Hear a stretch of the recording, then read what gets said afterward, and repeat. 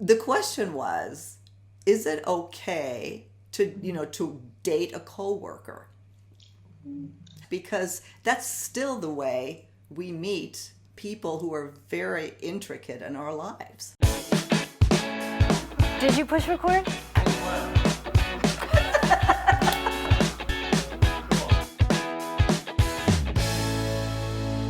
Thanks again for joining us on Our Second Act with Paige and Silka. For your second act of life. Hey, Silka. Hi, Paige.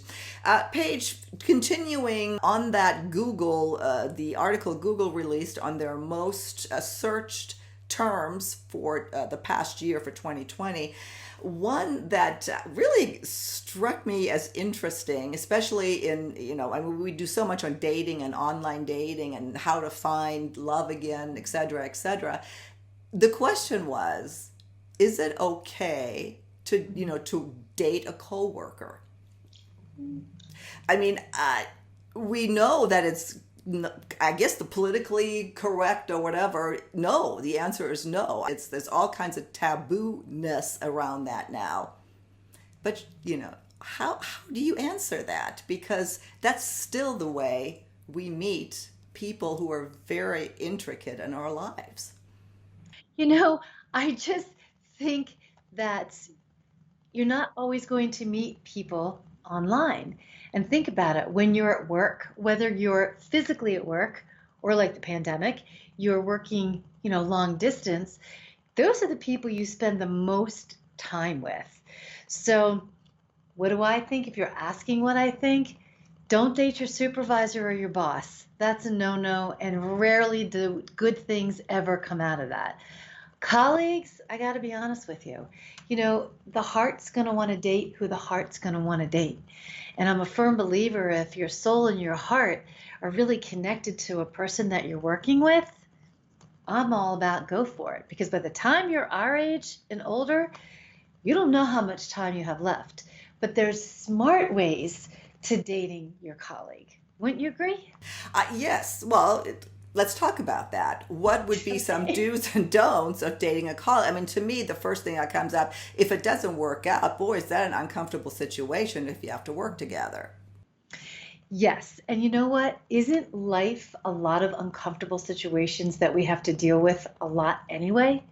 So you really have to ask yourself, boy, I really am connected to this other person. So you have to ask yourself, if this doesn't work out, would I still be able to communicate, work side by side with them? That's one thing you have to ask yourself. And a lot of times people are like, oh, I'll be fine and I'll be good. No, you have to really sit and ask, if this doesn't, how much do we connect? How open are we? Can we communicate? That's something. Number two, talk about it with the person who you're flirting with, or who both of you know there's a connection there. It's really important to say, you know what, if this doesn't work out, how can we move forward? How can we do this? Again, it's about being honest, and most people don't, because we want to jump into, hey, this is going to be great, and I can't wait to do it. So, be really open. Those 2 points I think are really, really good. And I've even had clients who went to HR to talk to HR about dating a colleague. To me, that's kind of like, okay, you're going to a parent. I don't know. I think it takes the spontaneity and the heart and the connection out of it. I mean, bottom line is, we don't always find somebody online. And when we're working with people daily and maybe going to happy hour or events, that's where you really get to know people. So I'm all for, if you're connected to somebody in the workplace, be smart about it, talk about it, really know, can you handle it if it doesn't work out? And if it doesn't work out, that person dates somebody else. And if your colleague is a serial dater in the workplace, red flag all over the place. And remember, you can create a friendship first. You don't have to go jump right into having sex or having dating. Maybe you just kind of build this friendship while you're working. Because you know what? When you work with someone like you and I, Silka, when you work together, you get to know somebody. You know what stresses them out. You know what their trigger points are. So you really get to know someone on a friend level. So maybe start that way a little bit more. and see how that develops. Yeah. Well, I personally think it's a great idea, only because of, and it's somewhat reflective of our age. I don't know if younger people would feel that. I don't know. We don't. If there's younger people listening, we'd love to hear your thoughts on this. Yeah. But I mean, that's how we met people. All my previous dates, boyfriend, my ex-husband, I met through work because, as you said, that's how you get to know someone on so many different levels. Problem solving, there are social activities. You see them in different situations. You gain respect or the lack thereof. It's a terrific way to get to know someone. But it's also, just by saying the words, I'm thinking, gosh, this goes against the grain of everything that's being recommended out there, or all the rules and regulations, the laws. Especially now in sexual harassment, Right. Me Too movement, everyone's afraid to do anything. So all those pieces are very important. Sexual harassment, Me Too movement. We also have to have space, Right. give people space to have and connect and potentially date with your colleague. Yeah, no, exactly. I think what you said at the beginning makes a world of sense, and that is if not a supervisor or your boss, because that creates a power play, Yes. and that's not good for your boss or your supervisor or for yourself, especially unless you're just both really great. I'm not saying that can't work. It's just not a good idea. I mean, for the most. Yeah, I would think most of the time that's just not a good idea, especially if you're not if you're the one on the bottom, not the supervisor. So, that's a lot to think about. I'd love to hear our viewers' thoughts on this. I mean, this really hasn't come up ever.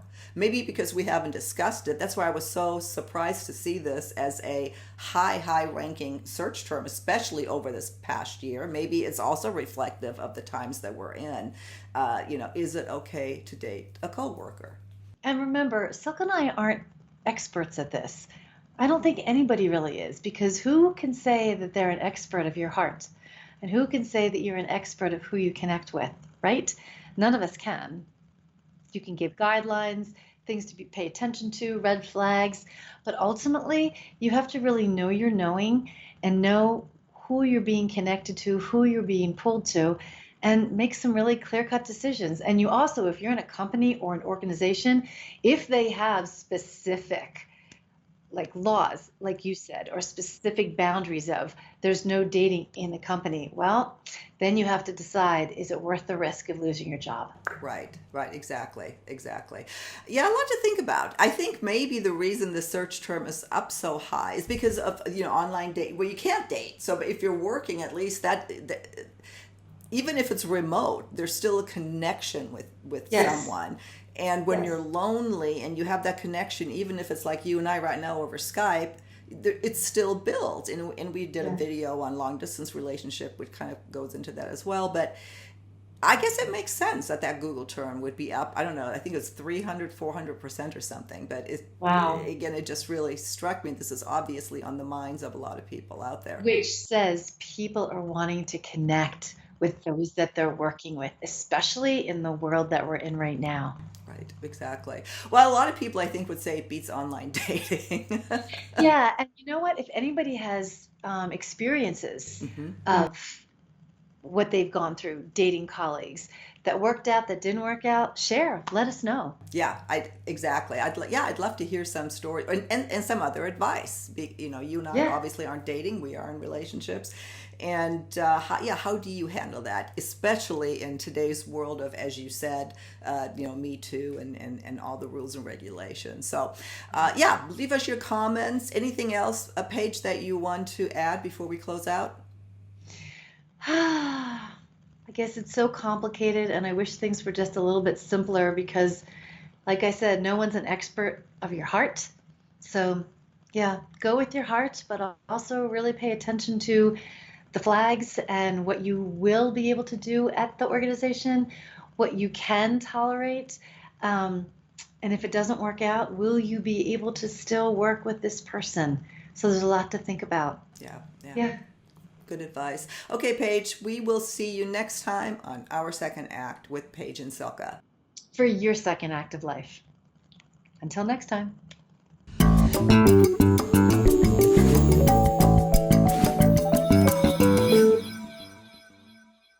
If you have questions or particular idea about a topic that you'd like to hear us cover, please visit our website, secondact.tv. We have a little suggestion box in the upper right-hand corner of our site. Just click on that, send us an email. We'd love to hear from you. See you next time.